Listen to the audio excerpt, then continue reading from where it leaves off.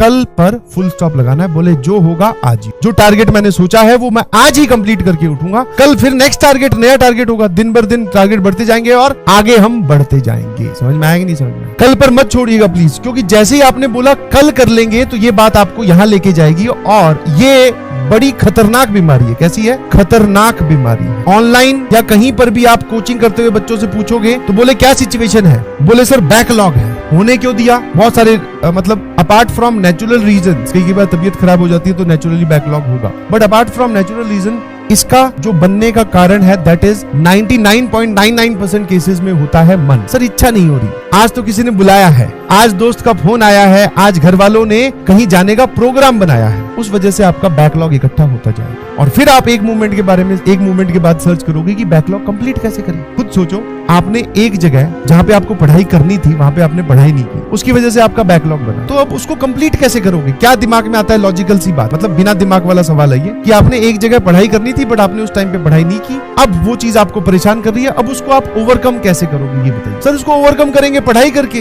That means इसके बनने की वजह क्या है? सर पढ़ाई ना करना। और इसको आप कवर कैसे करोगे? सर पढ़ाई करके। और कोई तरीका नहीं है। ये जो आप बोल रहे हो 1 शॉट 3 शॉट, ये सब सारे भैया शॉर्ट में क्या पढ़ना तो पड़ता ही है, सवाल तो सॉल्व करने ही पड़ेंगे। तो बेसिकली अगर ये चीज बन रही है बिना पढ़े और ये खत्म होगी पढ़ने से, तो सर एक काम करते हैं, बैकलॉग का सबसे बढ़िया इलाज कि इसको बनने ही मत। आप अपना वीकली पूरा का पूरा एक एनालिसिस कीजिएगा। समझ में? वीकली, डेली बोलना थोड़ा गलत हो जाएगा, बिकॉज कई बार क्या होता है, केमिस्ट्री में इंपॉर्टेंट चैप्टर चल रहा है, मैथ में हल्का फुल्का चल रहा है, फिजिक्स में हल्का फुल्का चल रहा है, मतलब फिजिक्स और मैथ वाले ने तो सर टीचर ने हमें काम कम दिया है बट केमिस्ट्री में ज्यादा दिया है, तो हमारा मेन अट्रैक्शन अभी केमिस्ट्री है। ऐसा करते वक्त हमारी मैथ्स की या फिर फिजिक्स की 1-2 डीपीपी रह गई, मतलब थोड़ा सा बैकलॉग में आ गया। कई बार ऐसा होगा कि तीनों में ही इंपॉर्टेंट चल रहा है। समझ में आया? दैट मींस हमें अपनी एनर्जी और अपने नंबर ऑफ स्टडी आवर्स बढ़ाने हैं। तो आप वीकली एनालिसिस करो क्या रह गया, और सर ये क्या रह गया कौन से पॉइंट में से उठाना है आपको। दैट इज, मैं तो हमेशा ही बोलता हूं कि ये वाले इन 5 में से आपको चेक करना है कि आपका क्या रह गया। N stands for notes, C stands for class, किसी की क्लास अटेंड करनी तो नहीं रह गई, किसी के नोट्स तो कंप्लीट करने नहीं रह गए।